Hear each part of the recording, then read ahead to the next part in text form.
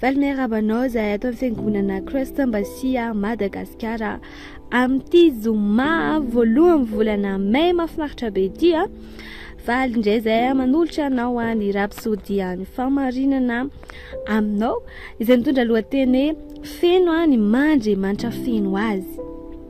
Hoy izy ny Efesiana 4:7-10 ary alala fitiavan'i Kristy izay mihoatra noho ny fahalalana mba amenonanareo amin'ny fahafenon'Andriamanitra rehetra.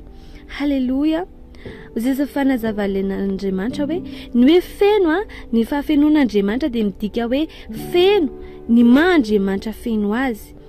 Dia ny maha izy azy zany. Ny Korintiana voalohany 7:20 Kristy ao anatinareo izay fanantenany voninahitra. Izany ny dikany. Tsy misy toerana ho an'ny fikorontanana. Hipoka tanteraka an'Andriamanitra isika.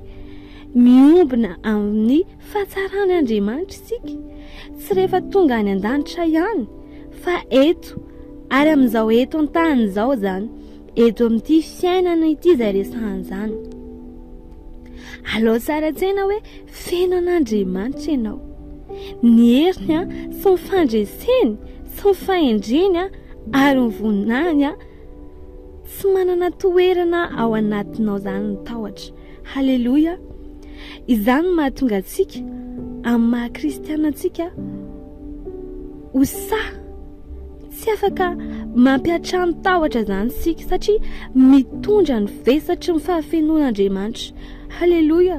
Ny teny grika nandikana ny hoe feno dia hoe plero ary midika hoe feno ny amin'ny fahafenona faratampony indrindra midika zany fa hipoka tanteraka amin'ny fahafenon'Andriamanitra faratampony indrindra isika. Halleluja.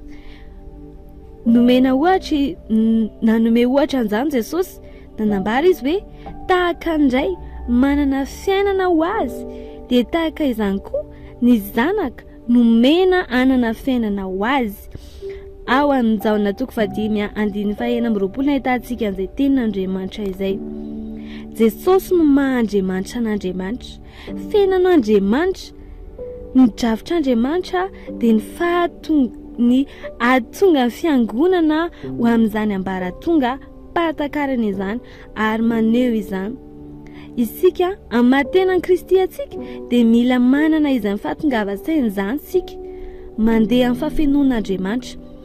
Ny tompo dia ampiakatra ny fiangonana eo amin'ny teboky ny fahamatorana izany. Hiala amin'ity tontolo ity isika amin'ny fahatongava-tsaina ny amin'ilay fifandraisana masina amin'Andriamanitra.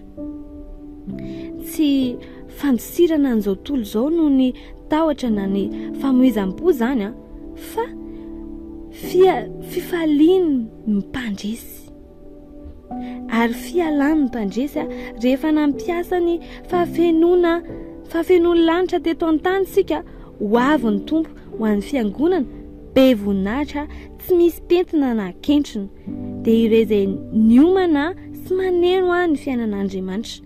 Noho izany mandehana amin'izany fahatakarana izany ary miaina amin'izany fahatongava-tsaina izany. Miandry antsika Andriamanitra aneho izay efa vitany ho antsika tamin'ny alalan'i Kristy Jesosy. Halleluja. Mino fa tena nandray ve ianao tamin'izany rapsodiany famarinana zany androany. Tena nametraka izy androany hoe tongavy ianao saina fa manana ny fahafenon'Andriamanitra rehetra ianao ao amin'Andriamanitra dia anananao zany. Halleluja. Afaka manao zavatra mihoatra izay vitantsika isika amin'izao fotoana izao arany raha resy lahatra amin'izany ianao dia anao an'izao vavaka izao za ilaza dia ianao amerina azy ampandresen-dahatra. Halleluja. Feno ny fahafenon'Andriamanitra ao. Ny maha-Andriamanitra feno azy. Ny maha izy azy. Kristy ato anatiko. Ny fanantenany voninahitra. Feno ny hery ao.